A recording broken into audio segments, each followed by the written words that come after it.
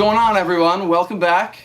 I'm here doing another boot review. Really excited to show you the Blacksmiths by Red Wing. Just picked these up a few weeks ago, so I got a little bit of wear into them so far.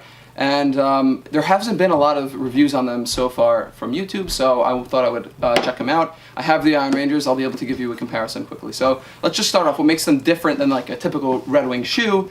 First of all, is the shape. You can see right there is this curve kind of towards the toe box, and you have this like kind of bulbous towards the beginning. And that, when you talk about the design of the shoe originally, that was because the blacksmith workers that would originally use the boot was that extra protection. So what that does in the end is makes these incredibly comfortable. And that brings me to the second point I wanted to make about the leather. So I got these in the copper rough and tough leather, which is one of the styles they offer.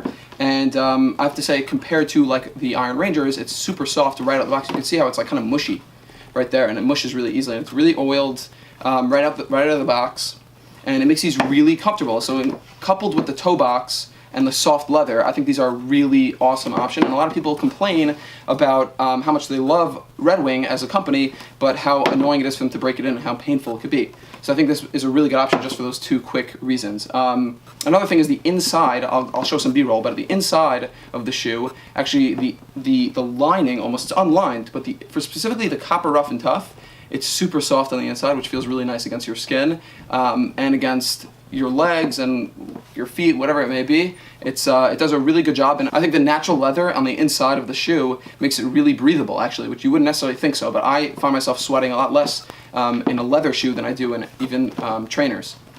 I wanted to also talk about the break-in period, speaking of the soles. So it's a leather sole, and it will form to your foot because there's layers of cork underneath the initial leather board that's under there.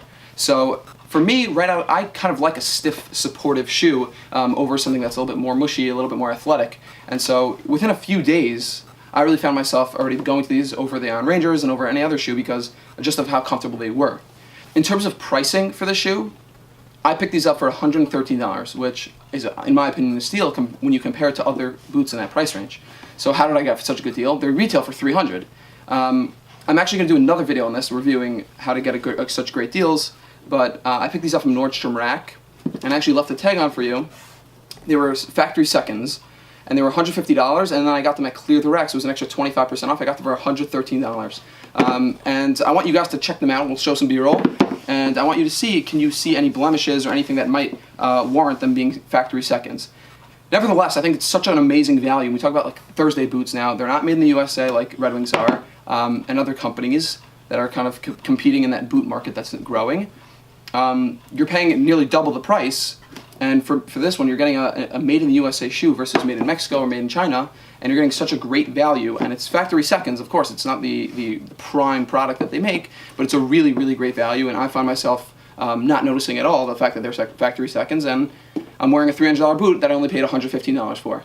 The last thing I wanted to mention is the Lug Sole on the bottom makes these actually, a lot of people complain about the Iron Rangers being a little slippery and slick. So if you can see, it has that tread sole made by Vibram, and it makes it a little bit less slippery when you're walking on kind of slidey surfaces. So again, it makes it a really, really great option for anybody kind of looking in the boot market. A quick note on these also is I switched out the laces, which were wax laces originally. I switched them out for these beautiful Black Rock leather tanned hide laces. Shout out to Black Rock Leather. These are awesome. They're really durable. You might think leather laces might fall apart, but they're actually really, really durable and tough. Alright guys, that's it for me and the Blacksmith boots. Let me know what you thought about this video. If you like the content, subscribe to my channel. Follow me on Instagram. Check out my blog. I'll link it below. And write what you would like me to review next in the comment section. Thanks so much.